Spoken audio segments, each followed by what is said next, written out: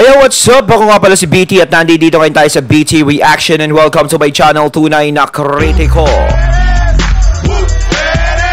At meron tayong panonooring video ngayon. Ito po ay nagmula kay Banat Kapanig TV. Sa mga hindi pa po nakakabisita sa channel ni Banat Kapanig TV, bisita na po kayo mga katunay. At kung hindi pa kayo nakakapag-subscribe, subscribe na din po kayo mga katunay kay Banat Kapanig TV. At syempre, huwag nyo rin po sana kalimutan na mag-subscribe dito sa channel ko sa Tunay na Kritiko. Sa mga hindi pa nakakapag-subscribe, and click the notification bell para maging updated po kayo sa mga reaction videos na aking ilalabas. At huwag na natin pagtagalin at sabay-sabay na nating panoorin ang laman ng video na natin sa atin ni Banat Kapanig TV at bibigyan natin ng reaksyon. Pasok! Yung pulburon issue po. Yun, syempre ito ha. Etong boses na to ay nagmula kay Sir Badong Aratiles. Ayan, credits po Sir Badong. Tuloy natin. Kikiusap ako na kung meron, ilabas. Kung wala naman kayong ilalabas, manahimik na lang po tayo. Kasi may mga existing issue po. Before yung pulburon, medyo natatabunan po, no? Natatabunan. Talagang ganyan po. Matagal na po ako sa politika. Alam ko po yan, ang tawag po dyan, diversionary tactics. Oo, ano ba naman yung pulburon na yan? Diba, kung talagang merong ebidensya, kung may nalalaman sila, o ano, edi ilabas na lang nila para matapos na. So, kung wala talaga, is pwede namang ano na, diba, yung tahimik. Kasi marami talagang issues na nangyayari ngayon. Lalong-lalo na yung mga West Philippine Sea, ganito, yung mga ganyan, na ganyan, ganyan. Tapos ito nga na, pasok na naman yung pulburon. Naku, ano ba naman pulburon? Pero masarap ang pulburon ha, yung paborito namin yan. Yung binibili namin, yung 6 pesos, yung bilog, tapos may mga pinipig. Masarap. Hindi ko po alam kung ito ay sadya o hindi sadya. Kasi kung wala naman po, at yan na po nakatutukan lahat, ang dami po nating issue. Before po to, nariyan po yung SMNI, yung kawalan po ng hostisya ng SMNI. Nakakalimutan rin po natin yung budget, no? Yung magbibigay sila ng ayuda. Nakalimutan din po natin yung mga problema pa rin sa budget. Tapos wala pong nagbabalita nito, no? COA. Naglabas na po ng year-ender at wala po nakitang anomalya sa confidential fund. Kita nyo na? O dahil pulburon tayo na pulburon, nakakalimutan natin to na ipamukha sa mga nagbibintang kay Sara Duterte, asan yung anomalya? Ayan na, naglabas ang COA, wala sila nakita. Merlin Palermo, thank you very much sa 15 Hong Kong dollars na pangkape. Okay. At yung problema po sa ICC, yung ito po pala ay illegal. Kung papapasukin natin ng ICC, ay illegal po yan at pwede pong impeachable. Natatabunan po sila lahat sa ating kapupulburon. Sa totoo lang po, ako, real talk po natin, no? Wala po akong problema sa may issue kayo na may pulburon na nakitang gumagamit. Pero, yun na nga may mga legit na pong issue, no? Gaano po ka-legit yung mga issues natin, mga makaduterte, bago ipasok. Pero yung sinasabing ganyan, yung ibinibintang, no? Is talagang napakalaking problema niyan kapag hindi talaga napatunayan. Kung sa totoo lang, no? Syempre, hindi naman basta-basta tao yung dito. Napapagbintangan nila na gano'n. Talagang may nakita. Kung may nakita talaga, sko, ano ba naman yun? Grabe. Pulburon. In fact po, sa sobrang legit, pati po yung mga former PMA, yung mga PMA graduates, naglabas po talaga sila ng manifesto. Hindi po dahil sa pulburon o kung ano pa man. Dahil po sa mga legit na issues na pinag-uusapan natin. In fact, meron pong malaki-laki na, dahil hindi naman po tayo sanay sa mga rally-rally, yung mga Duterte supporters. Malaki-laki na po yun. Pagpapakita po natin ng suporta, nagrally po tayo, no? Doon po sa harap ng Justice Department. Sinasabi ko lang po, meron na pong simula na po yung mga pagkilos no? Sa mga lehitimong ating pinaglalaban, no? Para sa mga Duterte, no? Tapos eto biglang pinasok po yung pulburon. Lahat na ngayon, kada mag-i-issue ko minsan para maunawaan nyo rin po kung saan nanggagaling yung bigla ako nag-iinit pag tinatanong nyo sa akin yung tungkol sa pulburon. Kasi ako, yung nga pakiusap ko kung si Maharlika, tapatin mo, o kaya ilabas niyo kung meron na kasi hindi po pwedeng gawing hulugan Pag ginawa niyo na namang hulugan yung issue ng pulburon na yan, natatabunan niya yung mga tunay na issue. Di ba? Tsaka mabigat yun. Nako, napanood ko nga yun, yung kay Maharlika. Ang bigat talaga nun. Yung mga ganong paratang talaga. Nako. Yan na lang inaabangan. Pati po yung mga vlogger na legit, gusto namin pag-usapan yung mga tunay na issue, tatanungin kami, napanood mo na ba yung pulburon? Ano masasabi mo sa pulburon? Pulburon. Hindi ko po sinasabi. Ano masasabi mo sa pulburon masarap? Hindi yung kung anong pulburon nasa isip nyo, Sinabi ko nga, masarap talaga ang pulburon. Lahat ng klaseng gawang pulburon talaga, yung mga matatamis. Lalo na yung pinipig na pag nalalasahan mo, masarap. Sabing wala o meron, di ilabas nyo at maging tunay na issue. Hindi po yung pulburon at nakita na, marami na nakakita, ilalabas na, subaybayan ang paglabas. Diyos ko, bakit pa kami magsusubaybay? Naging teleserye, no? Pirmahan na nga yung mga PMA graduate dahil nakikita nila na mali yung ginawa kala kay Eric, no? Mali na nga yung ginawa kala kay Eric, pinalaya na nga dahil sa pressure ng mga PMAer. Actually, nagkaroon pa ng bala tong mga to eh. Ang hirap po sagutin yun eh. Paano nila sasagutin na eto i-correct niyo po to paano nila sasagutin? Yung issue na hindi pa nag-iimbestiga yung anong tawag diyan? Yung NTC, sinuspindi na yung SMNI. Yun po yun. Mahirap po sagutin yan na kahit sino sa mga Marcos, sa mga Marcos vloggers at kahit sa Tambaluslos vloggers. Hindi po nila kaya na sagutin yan. Ang isa pa nilang hindi kayang sagutin. Sa totoo lang po, ito mga totoong issues po to. Ang di pa nila kayang sagutin, yung panawagan ni Pangulong Marcos na bakit ayaw nyo maglabas ng resibo dun sa inyong mga ginasto sa pondo nyo. Bakit po pwede sa inyo, no? O pwede sa mga, di ba yan yung hamon ni Pangulong Duterte? Legit po yung hamon na yun eh. Asan yung mga pinaggastusan ng mga congressman ng kanilang mga pondo? Hindi po pwedeng yung extraordinary fund. Di ba? Nawawala po. Kaya nga sila napapag-isipan ng hindi maganda eh. Kasi hindi sila naglalabas talaga ng mga resibo kung saan nila ginamit.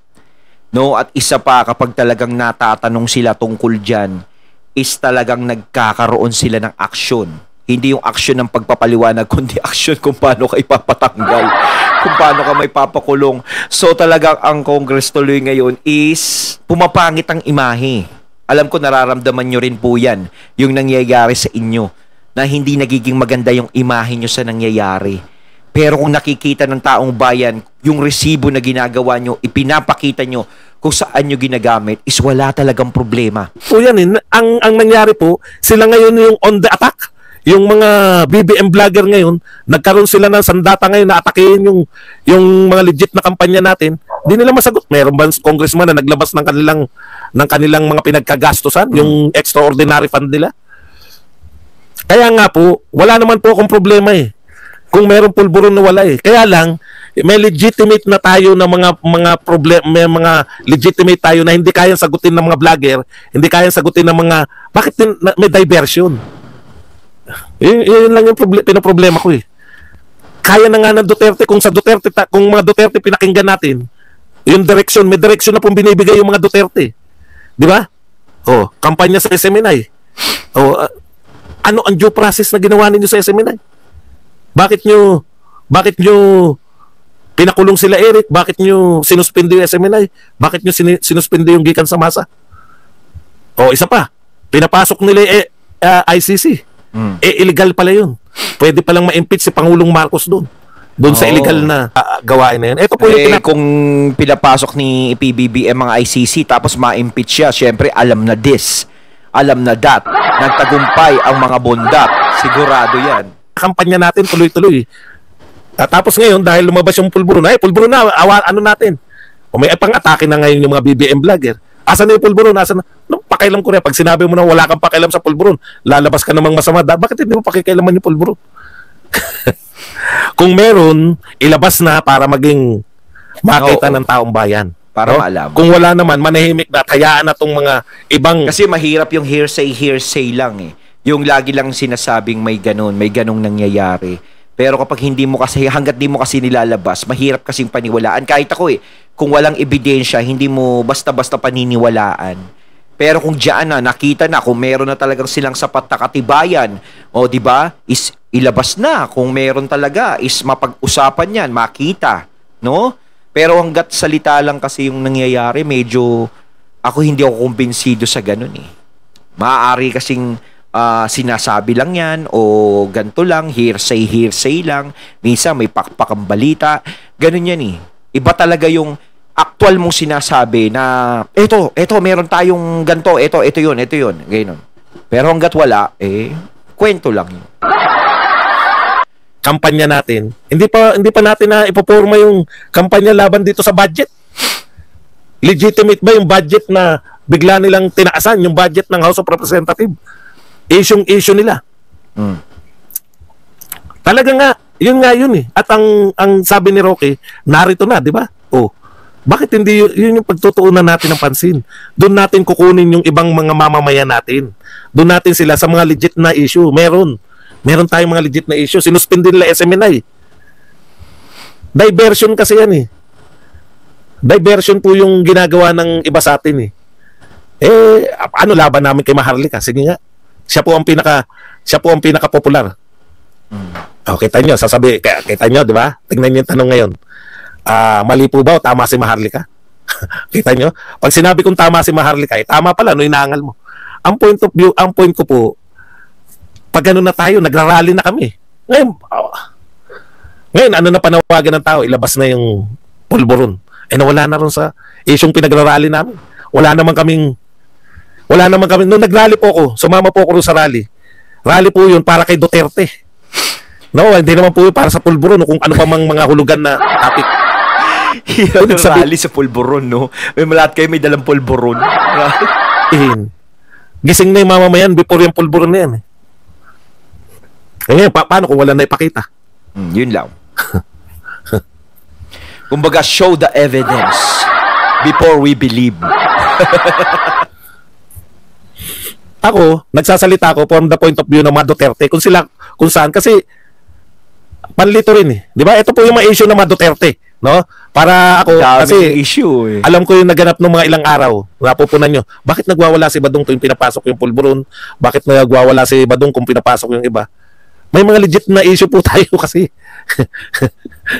Kaya ako, Sir Badong, pag nakita kita in person, syempre mapa-autograph ako kay Sir Badong dahil idol ko rin niya si Sir Badong pagdating sa mga usapang politika. Pero hindi ko kakalimutan, Sir Badong, bibigyan kita ng isang balot na pulburon. Legitimate tayo na issue na hindi kayang sagutin itong gobyerno na to. Paano, bakit tayo papasok sa kanilang mga argumento na hindi rin natin kaya sagutin?